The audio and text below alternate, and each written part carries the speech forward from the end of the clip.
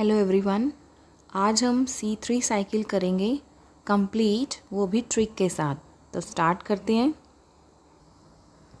C3 cycle, इसमें हमें सबसे पहले ये बताना है कि C3 साइकिल को हम C3 बोलते क्यों हैं। क्योंकि C3 साइकिल में जो पहला स्टेबल कंपाउंड बनता है हमारे पास वो 3 कार्बन का होता है। ठीक है, 3 कार्बन का बनता है स्टेबल कंपाउंड, जिसकी वजह से हमें इस प्रोडक्ट की वजह से इसका नाम हो गया C3 साइकिल। इसको हम केल्विन साइकिल भी बोल सकते हैं। ठीक है, क्योंकि इसके जो साइंटिस्ट थे वो थे मेल्विन केल्विन, तो उन्होंने अपने नाम से इसका नाम रखा है केल्विन साइकिल। ठीक है, इसको और क्या बोल सकते हैं हम, डार्क रिएक्शन भी बोल सकते हैं। ठीक है, बायोसिंथेटिक फेस भी बोल सकते हैं। ठीक है, क्योंकि ये रिएक्शन हमारी कहाँ पे होती है, स्ट्रोमा के अंदर होती है। जो क्लोरोप्लास्ट के अंदर स्ट्रोमा होता है वहाँ पर ये प्रेजेंट होती है साइकिल। ठीक है, तो इसलिए इसको हम डार्क रिएक्शन भी बोलते हैं, क्योंकि लाइट रिएक्शन के दौरान जो ATP और NADPH बनते हैं वो यहाँ पे सब यूज़ हो जाते हैं। ठीक है, तो इसलिए इसको हम डार्क रिएक्शन भी बोलते हैं, लाइट इंडिपेंडेंट रिएक्शन भी बोला जाता है। ठीक है, इसमें होता क्या है, 3 स्टेप्स में होती है ये reaction. First is carboxylation, second is reduction and third is regeneration, यानी CRR। तो 3 स्टेप्स में आपकी C3 साइकिल कंप्लीट होती है। इसमें सबस्ट्रेट क्या होता है, यानी सबसे पहले स्टार्टिंग कहाँ से होती है इसकी, सबस्ट्रेट दैट इज़ RUBP से, RUBP।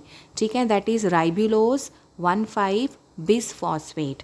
ठीक है, ये करता क्या है, एटमॉस्फेयर में जब CO2 की कंसंट्रेशन होती है तो ये मॉडरेट कंसंट्रेशन पे भी अलाउ करता है अपनी साइकिल को, तो CO2 को एटमॉस्फेयर से लेता है। ठीक है, क्योंकि RUBP जो है आपका 5 कार्बन कंपाउंड का है, सॉरी। ठीक है, 5 कार्बन कंपाउंड का है और एक कार्बन जो है वो CO2 की फॉर्म में आ रहा है, तो टोटल हो गए 6 कार्बन।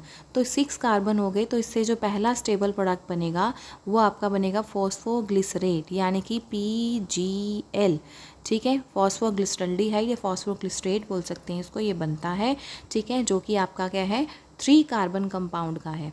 तो 3 कार्बन कंपाउंड का है तो इसके 2 मॉलिक्यूल्स बनेंगे इसके। ठीक है, तो आपने इसको लर्न कैसे करना है वो ध्यान से समझें कि RUBP को हमने क्या बोल दिया, रूबी।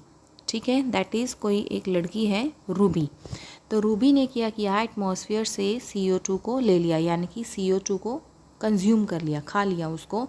ठीक है, तो कार्बोक्सिलेशन स्टेप हो गया यहाँ पे। रूबी ने जैसे ही CO2 को लिया तो वो क्या हो गई, पागल हो गई। PGL हमने याद किया ना, तो फॉस्फोग्लिसरेट हमें यहाँ से याद रहेगा कि वो पागल हो गई। तो उसके पागलपन को रिड्यूस करना है हमें, यानी कि कम करना है। ठीक है, पागलपन को रिड्यूस करने के लिए हमें उसको 3 यानी कि 3 बार फॉस्फो की ड्रिप लगानी पड़ेगी। 3 फॉस्फो लगाना पड़ेगा, यानी कि 3 टाइम्स फॉस्फो की ड्रिप लगानी पड़ेगी। तो इसमें पैसे यानी कि खर्चा होगा।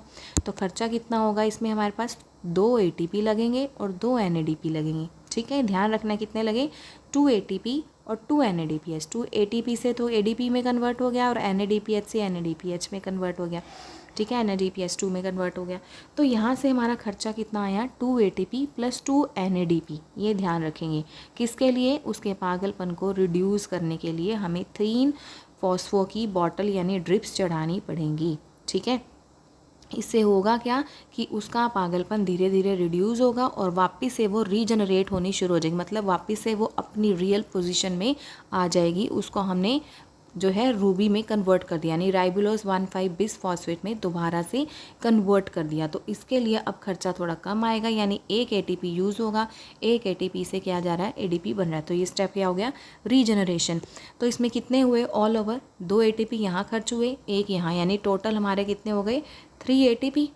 ठीक है, और NADPH कितने हुए, 2 NADPH हुए या यूज़ यहाँ पर। और किसके लिए हुआ, एक जब CO2 उसने खाया था, तो एक CO2 उसने जब खाया था तो हमारा खर्चा कितना आया, 3 ATP और 2 NADPH एक के लिए। लेकिन बाई चांस वो आपसे ये पूछ ले कि ऑल ओवर ग्लूकोज, पूरा ग्लूकोज का मॉलिक्यूल सिंथेसाइज करना है, यानी कि C6H12O6 यानी कार्बन 6, इसको फिक्स करना है, तो कितने लगेंगे, तो 6 CO2 हो गए ना यहाँ पे। तो 6 CO2 को फिक्स करने के लिए कितने ATP चाहिए, सबको हमें 6 से मल्टीप्लाई करना होगा तो हमारा आंसर आ जाएगा। तो ध्यान से देखते हैं हम इसको दोबारा से। अगर वो आपसे पूछे कि एक ग्लूकोज का मॉलिक्यूल आपको सिंथेसाइज कराना है तो उसके लिए कितने ATP और कितने NADPH चाहिए, तो आपने इसको ऐसे ध्यान रखना है 1 2 3। ये ट्रिक हो गई इसकी कैलकुलेट करने के लिए।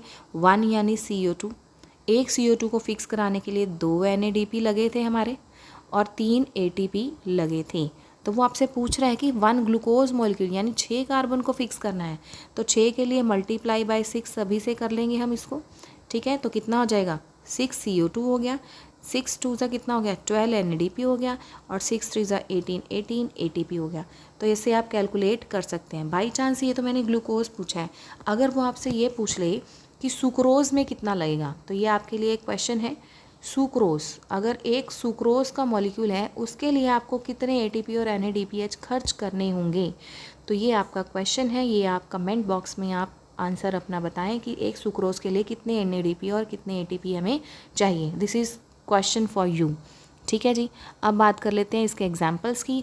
तो एग्जाम्पल्स हमारे क्या क्या होते हैं C3 साइकिल के, हमारे पास होता है राइस, व्हीट, क्योंकि आपके MCQ क्वेश्चन से बहुत बार पूछे जाते हैं। राइस, व्हीट, बार्ले, ठीक है, ओट्स, ये भी हो सकता है। ठीक है, ओट्स, और क्या हो सकता है आपके पास, टमेटोज़ भी होते हैं। ठीक है, टमाटोज़, पटैटो, ठीक है, और स्पिनच में भी होती है ये, और क्लोरेला, ठीक है, क्लोरेला में भी होती है। ठीक है जी, क्लोरेला एक क्या है आपकी एल्गी है। तो ये आपसे क्वेश्चन पूछा जा सकता है, जो भी इसमें इंपॉर्टेंट क्वेश्चन है वो मैं सारे आपको बता रही हूँ। सेकेंडली, अब कई बार आता है कि जो मेल्विन कैल्विन जो आपके पास ये साइंटिस्ट थे, उन्होंने सबसे पहले किस चीज़ के ऊपर इसका एक्सपेरिमेंट किया था, तो उन्होंने क्या किया था, जो CO2 यूज़ की थी, कार्बन 14 वाली यूज़ की थी CO2, प्लस जो किसके ऊपर एक्सपेरिमेंट किया गया था, क्लोरेला के ऊपर, यानी कि एल्गी के ऊपर किया गया था। क्लोरेला के ऊपर उन्होंने सबसे पहले ये एक्सपेरिमेंट को परफॉर्म किया था। तो सारे हमने क्वेश्चंस इसमें से कर लिए हैं, जो भी इसमें से MCQ से रिलेटेड आ सकते हैं। ठीक है, होप सो आपको वीडियो अच्छी लगी होगी, और जो मैंने इसमें क्वेश्चन पूछे हैं वो कमेंट बॉक्स में ज़रूर बताएं। Thank you.